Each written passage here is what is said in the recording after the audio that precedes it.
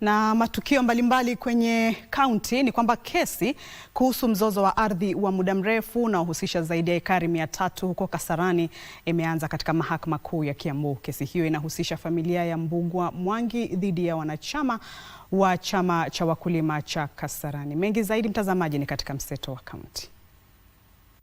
Wakati wa ziara katika shamba hilo lililoko Kasarini, jaji wa mahakama ya Kiambu Bahati Momuye aliagiza kuandaliwa kwa ripoti kamili kuhusu hali ilivyo pamoja na uagizaji masorovea kuonyesha mipaka halisi ya ardhi inayozozaniwa.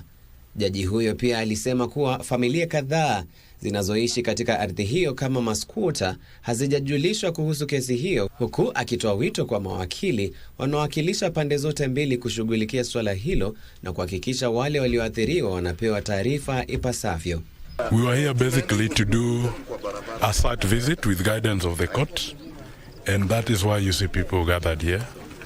This matter is in court, and the court directed that we come on site so that a report be availed on what is basically happening on the ground, and also for the surveyors to demonstrate to the court the exact boundaries of the suit land. Hayo yakijiri huko Kipkelion, mbunge wa kaunti ya Kericho Beatrice Kemei amelaani ongezeko la visa vya vurugu na utovu wa nidhamu miongoni mwa wanafunzi shuleni na kutoa wito wa kuimarishwa kwa huduma za mwongozo, ushauri na saha na nidhamu kwa wanafunzi.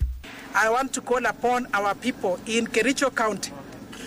I want to call upon students to please leave the unrest. Stay in school, and if you are so much in unrest, please go home and rest. And I ask the parents to talk to our children.